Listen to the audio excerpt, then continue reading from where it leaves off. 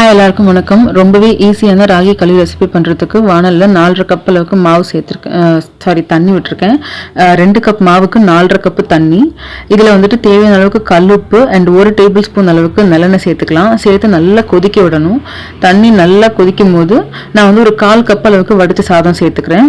சாதம் நீங்கள் அதிகமாகவும் சேர்த்துக்கலாம், ஆனால் களியோட குவான்டிட்டி ஜாஸ்தி ஆகிடும். நான் 1/4 கப் மட்டும் சேர்த்துக்கிறேன். சாதம் சேர்த்து ஒரு 2-3 நிமிஷத்துக்கு நல்லா ஹை ஃப்ளேமில் கொதிக்க விடணும்.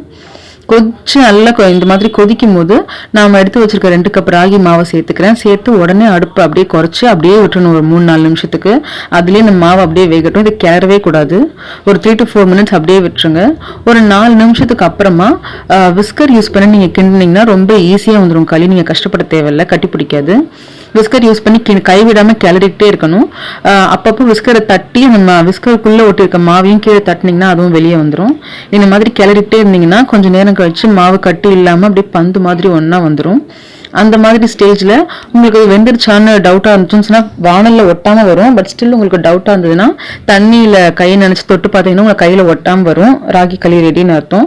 இதை நான் வந்து அப்படியே பிளேட்டுக்கு வந்து 2 கரண்டியாக எடுத்து வச்சு நான் சர்வ் பண்ணிடுவேன். உங்களுக்கு உருண்டையாக வேணும்னா நீங்கள் இன்னும் கொஞ்சம் நேரம் வேக விட்டு அப்புறம் கூட உருண்டை பிடிச்சிக்கலாம். நான் எனக்கு அப்படி தான் சர்வ் பண்ண போகிறேன்.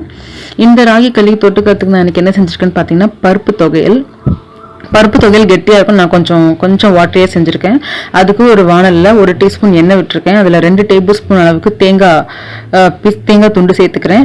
சேர்த்து ஒரு 2 நிமிஷம் வதக்கிட்டு இதிலே வந்து ஒரு 3 பல் பூண்டு, ஒரு 2-3 காஞ்ச மிளகாய், 1/4 கப் அளவுக்கு துவரம் பருப்பு, இதெல்லாத்தையும் சேர்த்து நல்லா வறுத்துக்கலாம். அதாவது கலர் சேஞ்ச் ஆகுற வரைக்கும் வறுக்கணும்.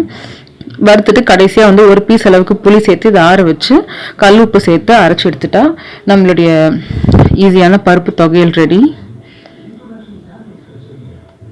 இது நல்லா வறுக்கணும். இந்த துவரம் பருப்பை அதான் ரொம்ப முக்கியம். நல்லா வறுத்தீங்கன்னா உங்களுக்கு வாசனை மாறும், கலர் சேஞ்ச் ஆகும். அந்த ஸ்டேஜில் ஆற வச்சு அரைச்சிக்கணும். இதை வந்து குழகரப்பவும் அரைக்கலாம். நான் வந்து சட்னி பதத்துக்கே அரைச்சிட்டேன். களிக்கு அப்போ தான் கொஞ்சம் நல்லா இருக்கும்ட்டு. களிக்கும் இதுக்கும் ரொம்பவே டேஸ்ட்டாக இருக்கும். ஸோ அதை கண்டிப்பாக ட்ரை பண்ணி பாருங்கள். தேங்க்ஸ் ஃபார் வாட்சிங்.